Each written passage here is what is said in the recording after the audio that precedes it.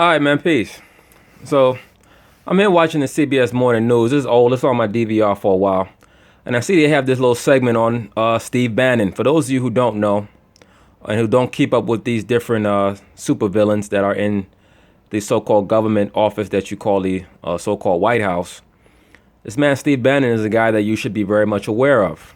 All right, and we're gonna touch on some things as they go through. This is a small segment, but let's see how they speak about this man Steve Bannon.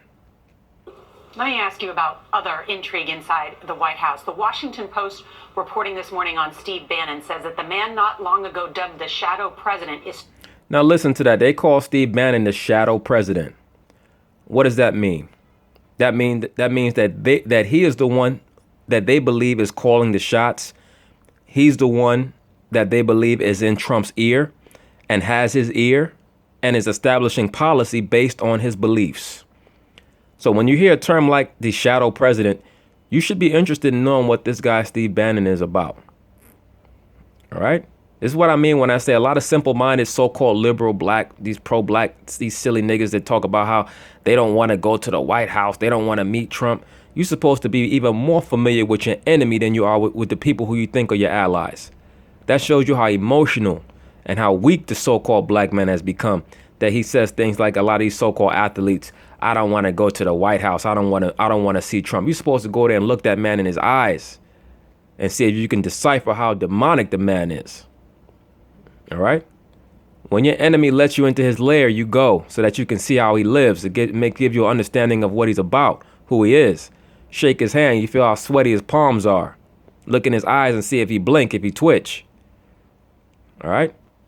So-called black man doesn't have that mentality, the ruling class mentality. Right, he got the mentality of his mother. He knows he don't like something. He don't know. Now all of a sudden, I'm just going to sit back for 4 years and wait for Trump to go away. Right, like it's the chicken pox or something. It don't work like that. Right, they all different heads on the same body. But anyway, this guy Steve Bannon. All right, for those of you who don't know, he has a background, of course, in investment banking. All right, he was with Goldman Sachs, a major investment bank firm. All right, going back from the 1800s, Goldman Sachs. And when you look up all these so-called investment bankers, number one, they're all Caucasian Jews and they all know each other. All right. Now, Steve Bannon, he was the lead writer or editor on something called the BNN, the Breitbart News Network. OK, now the Breitbart News Network was founded by a man named, I believe, Andrew Breitbart is his name. And it was founded under the auspices of the Israeli government, particularly under the prime minister of Israel. I believe his name is Benjamin Netanyahu. Now, Benjamin Netanyahu knows about the Breitbart News Network, is classed as a alternative right publication, meaning it's strictly on the far right, quote unquote, so-called conservative publication. And it bills itself as a pro-Israel publication.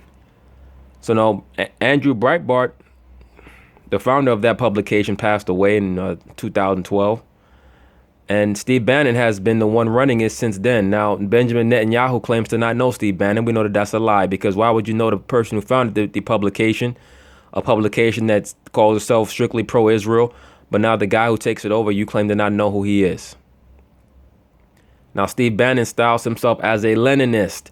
He calls himself a Leninist. Now, for those who don't know what a Leninist is, that's based off of the man Lenin, who led the Bolshevik Revolution, or the Russian Revolution in Russia back in 1917. He tried to lead it in 1905 and it failed. All right. For those of you who don't know, Lenin's older brother was one of the men who killed Tsar Alexander II. I believe his name was in the late 1880s. So Lenin has a bloodline of anarchists, and Steve Bannon calls himself basically an anarchist. He wants to see the entire framework of the American government torn down. He's the one in Trump's ear on all these things that are going on. And like I touched on earlier, Trump's daughter's husband, Jared Kushner, he's the one who I believe is a plant in the White House for the international bankers. And Steve Bannon and Jared Kushner are going back and forth because they have dual allegiances. They represent different corporate interests, and that's the real reason why they're going back and forth like cats and dogs. All right. I mean, if you look up Steve Bannon and you see some of the things that have been attributed to this man in regards to what he says, I mean, this man is an overt racist. He's an overt racist. He's a guy who said that he agrees with evil as long as you don't take it too far. All right. The dark side of things. He said he agrees with it as long as you don't take it too far. All right. There's a guy who comes out and says that he's an anarchist. OK. Now, Lenin, to just give you some background on him, he was totally bankrolled by the international bankers. He was allowed to lead the Russian Revolution because they were frustrated. Standard Oil was frustrated that Russia was not just competing with them on the international oil sales market, but they were surpassing them. All right. Russia, they had an oil reserve that they found at a place called Baku Field, Baku Field, and I believe it was like the 1870s. And by the 1890s, they were already selling more oil internationally than Standard Oil was under Rockefeller. All right. So in order to eliminate that competition, they bankrolled a lot of the anarchist movements out there in Russia so that they could take out the czar so that they could commandeer the oil reserves. All right. Lenin and Trotsky and those guys, they were bankrolled by a think tank group of anarchists and communists based out of Britain called the Fabian Society, if I remember correctly. All right. They were the ones who gave Lenin and Trotsky a lot of their startup money. All right. They basically ushered Lenin into Russia and helped Trotsky take the boat from America to Russia. And they also organized Stalin getting released from prison up there in Siberia, also that they could stage the Russian Revolution and get these czars out of power. All right.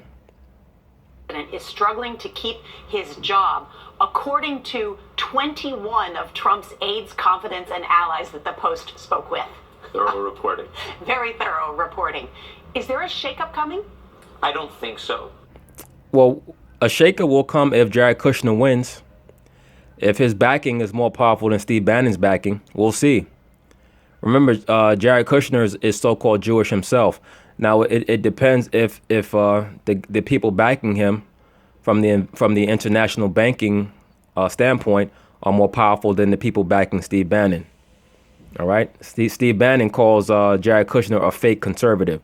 Why is that? Because Jared Kushner is not really in the so-called White House to push any type of partisan agenda. He's in there to make sure that, like I said before in that previous video about Trump, to make sure that Trump follows the instructions of the international bankers. That's why he's there. Believe me. All right. All those people, they have arranged marriages and stuff. He was purposefully allowed to marry Trump's daughter. All right. Trump's daughter is a monarch child anyway. I think so. I think that Bannon has probably been, weakened to some degree. But, from what I'm hearing, there's so much going on right now. And we just rattled off all these issues that the administration is dealing with. The world is a mess, and they're realizing it's a mess, and they're realizing that there's a big vacuum. Look at this dude Bannon, man. That man look like an old toad.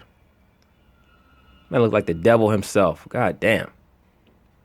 In the world, and if they don't fill it, other bad actors. There you go with Jared Kushner.